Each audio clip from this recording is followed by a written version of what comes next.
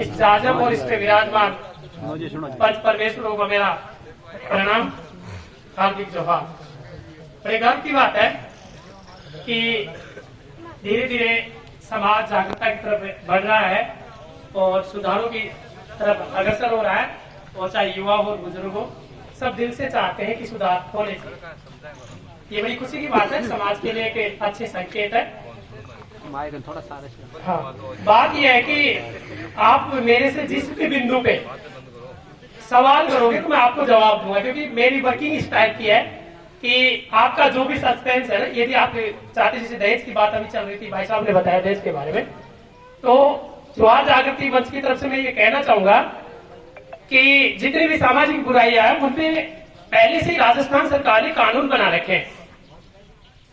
जिस प्रकार से मृत्युबोध पे 1960 में कानून बना, लेकिन कानून बनने के बाद भी निरंतर मृत्युबोध जारी रहे। 1992 में सीकर से लेकर सवाई माधोपुर तक मीणा समाजों की महापंचायतें हुई और सुधारों को लागू किया गया, और जो विकराल रूप में मृत्युबोध थे वो केवल नाम मात्र और सीमित मात्रा में रह गए।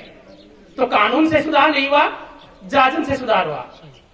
इसलिए जुआ जागृति मंच का ये मानना है कि कानून का इस्तेमाल नहीं किया जाए, जाजम को मजबूत किया जाए, क्योंकि कानून की प्रक्रिया बहुत जटिल है, लंबी है, खर्चीली है, और जाजम की प्रक्रिया बहुत सरल है, बहुत ही सीमित दायरे में हो जाती है और बहुत ही प्रभावी और न्यायिक है।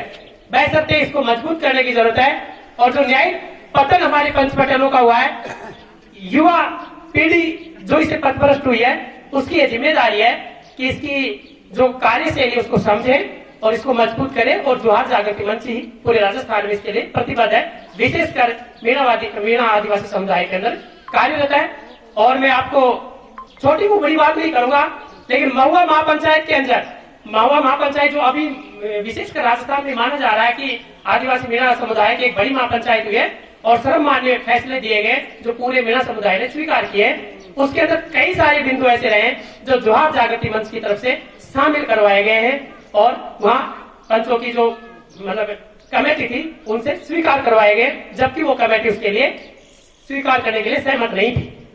तो कहने का मतलब यह है कि युवा इस चीज को चाहता है, बुजुर्ग भी इस बात पे कोशिश करें और जाजम को मजबूत करें। दहेज की एक ऐसी प्रक्रिया है कि आप ये चाहते हैं कि दहेज जिस तरीके से एक विकराल समस्या बन रहा है तो वो खत्म होनी चाहिए। तो पहली बात तो आपको मैं बता दूं कि आप सब समझदार है, जागरूक है, आपको अच्छी तरह से पता हो दहेज कब से शुरू हुआ है। मात्र 2010 से। उससे पहले दहेज कहाँ चलता था, सीमित मात्रा में था ना, मतलब अपनी बेटी को उपहार देना, बेटी की गृह गृहस्थी को बचाने के लिए एक पिता द्वारा उसको सहयोग करना, यहीं तक दहेज था। इसका जो विकराल रूप है, जो वर्तमान परिस्थिति में समाज को खंडित कर रहा है, तार कर रहा है, गरीब का दीन इनका शोषण कर रहा है, वो विकराल रूप मात्र 2010 से आया।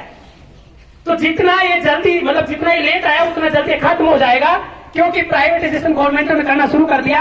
आपके आदिवासी समुदाय का आरक्षण खत्म हो गया, आपके हक अधिकार छीन लिए गए, आपकी नौकरियां बचेगी नहीं। जब नौकरियां ही नहीं बचेगी तो दहेज कौन देगा, कोई नहीं देगा, क्योंकि लड़की वो सीख कर रहेगी, लड़का भी सीख कर रहेगा। तो पहली बात तो दहेज वैसे ही खत्म हो जाएगा। दूसरी बात, आप ये चाहते हैं कि नहीं अभी खत्म होना चाहिए, तो कानून इतना मजबूत है, आप वीडियोग्राफी बना के दीजिए, कहीं भी जो शादी होती है उसका वीडियोग्राफी बना करके आप जेजेएम को भेज दीजिए।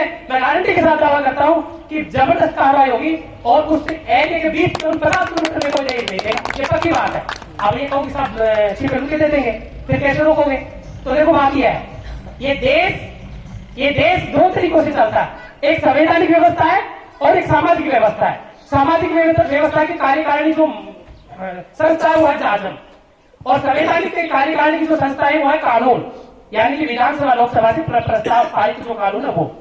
तो बात यहाँ आती है कि यदि अंडरग्राउंड यानी कि छुपे रूप में, यानी कि दो परिवार आपस में मिल करके कुछ भी समझौता कर लिया, शादी कर ली, ले लिया दे लिया, और हमें पता ही नहीं चला, तो उसका प्रभाव क्या पड़ा भाई? उन्होंने अंडरस्टूड क्या कर लिया आपस में, या मैं और रंगलाल जी बैठे आपस में, हमने एक दूसरे के कान में गाली निकाल ली, तो आपको क्या पता गाली निकाली या ज्ञान की बात हुई है? बताइए, नहीं पता ना। या तो रंगलाल जी बताएंगे कि मुकेश जी ने मुझे गाली दी है, या मैं बताऊं कि रंगलाल जी ने मुझे गाली दी है, तब इस आदमी को पता चलेगा। तो दो परिवार शादी करने से पहले मिल करके अंडरस्टूड यानी कि अंडरग्राउंड यानी कि वो छिपे रूप के रूप में क्या कर रहे हैं, उसका हमें क्या मतलब? बात कब वो बिगड़ेगी जब उनके आपसी मनमुटाव हुआ या और कोई चीज को लेकर तब वो चीज समाज के बीच में उठाएगी, तब उसका दुष्प्रभाव पड़ता है। कानून भी ये काम करता है।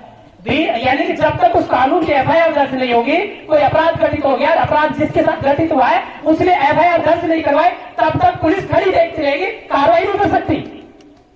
ठीक है, उसी प्रकार से दहेज के मामले में अंडरग्राउंड आप जो परिवार क्या कर रहे हैं वो जब तक इजाजत पे नहीं आएगा, समाज के सामने नहीं आएगा, समाज उस पर एक्शन क्यों लेगी? भाई नहीं ले सकती, उसका अधिकार नहीं है। तो उसका दुष्प्रभाव यह है कि मैं दिल्ली रहता हूं, मैं दिल्ली रह करके मैं क्या करता हूं वो मेरी अपनी जीवन शैली है, लेकिन उस जीवन शैली का प्रभाव मेरे परिवार, मेरे रिश्तेदारों, इस समाज में नहीं पड़ना चाहिए। तब तक मेरे समाज और मेरे परिवार और मेरी रिश्तेदारी को कोई समस्या ही नहीं है। जब मेरी कार्यशैली से, मेरे मानो गलत कार्यों से समाज प्रभावित होता है, परिवार प्रभावित होता है, रिश्तेदारी प्रभावित होती है, तो फिर मेरे पे एक्शन होगा। तो दहेज का दूसरा टॉपिक यह है, क्योंकि वो अंडरग्राउंड चल रहा है। महापंचायत ने उसको ये कहा अंडरग्राउंड ले लो, हालांकि गलत है, कानून इसकी इजाजत नहीं देता और हम भी इजाजत नहीं देते, हम सहमत नहीं है इस बात से। लेकिन अंडरग्राउंड चल रहा है तो उसको अपन कुछ नहीं कर सकते, ज्यादा करना भी नहीं चाहिए। जब चीज वो सामने इजाजत आएगी तो उस पर एक्शन होना चाहिए। तो दहेज का इस तरह का मामला है, ज्यादा इतना बिगड़ा नहीं, इतना चिंता की बात नहीं है। हाँ, ये चीज आप कह रहे हो साहब गरीब की बेटी शादी नहीं हो रही, ये मान रहा वो मान रहा, आप करती क्यों? मत कीजिए। मेरी मान जाए 2 साल से मैंने शर्तें लगा ली कि मैं इस शर्त में शादी करूंगा, कई साल रिश्ते आए, नहीं मम्मा नहीं मानती, समाज नहीं बैठे, कोई बात नहीं, मेरी तय हम उसी शर्तों में करेंगे। तो जब आप सुधार स्वयं से करोगे तो मतलब समाज अपने आप सुधरेगा। अब आप दूसरे पे अंगुली उठाते हो और खुद को देखते नहीं हो तो सुधार कैसे हो जाएंगे? सुधार हो ही नहीं सकते। तो दहेज का कुछ इसी तरह का बिंदु है, सब चाहते हैं सुधार हो, लेकिन जब घर में मिलता है तो उस चीज को तुरंत स्वीकार कर लिया जाता है। तो वहां से आप लागू करो उस बात को।